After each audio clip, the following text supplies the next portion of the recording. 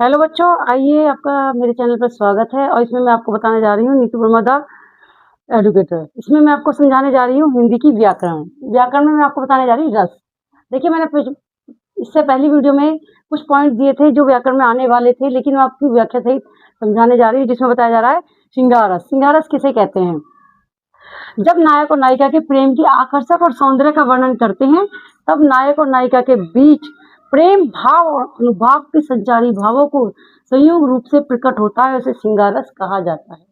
और इसी प्रकार से कहा जाता है कि जब एक नायक होता एक कहते हैं कि एक नायक और एक नायिका के आपस में सौंदर्य को देखकर उन दोनों में आपस में प्रेम हो जाता है, और उसी प्रेम के वर्णन को करने के लिए ही क्या कहा जाता है? श्रृंगार रस कहा जाता है।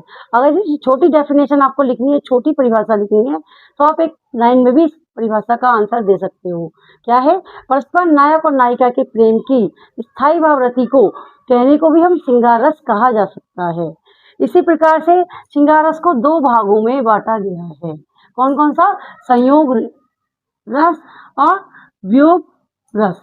संयोग रस किसे कहते हैं? संयोग रस कहते हैं मिलन को। किसे कहते हैं बच्चों? मिलन को। और वियोग कहते हैं बिछड़ना। इसमें संयोग रस और बिछड़ना दोनों ही आते हैं। हेलो बच्चों, देखिए इसमें बताती हूँ मैं आपको, इसके दो भेदों में बांटा गया है, संयोग रस और वियोग रस। संयोग रस किसे कहते हैं? मिलने को। और वियोग रस किसे कहा जाता है? बिछड़ने को। संयोग रस में वर्णन किया जाता है जब नायक और नायिका के मिलन का वर्णन होता है, तो वहाँ संयोग रस कहलाता है।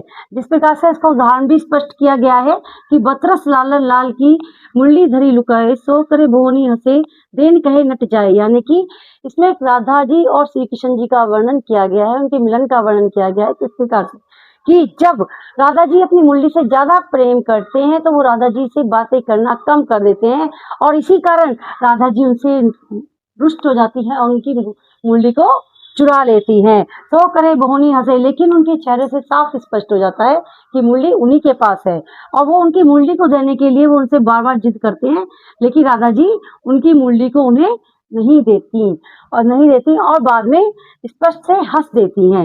अब आते हैं वियोग रस। इसमें जब नायक और नायिका के बिछड़ने का वर्णन किया जाता है, तो वहाँ वियोग रस कहलाता है, यानी कि बिछड़ने का रस कहलाता है। उदाहरण के रूप में स्पष्ट किया जाता है कि मुझे फूल मत मारो, मैं अबला बाला वियोगिनी, कुछ तो दया विचारो। यानी कि इसमें एक अबला नारी ने कहा है कि मुझे फूल मत मारो, मैं तो एक अबला नारी हूँ, मुझे केवल वियोग ही प्राप्त हुआ है, और मुझ पर कुछ तो दया करो मुझसे बिछड़ने से पहले।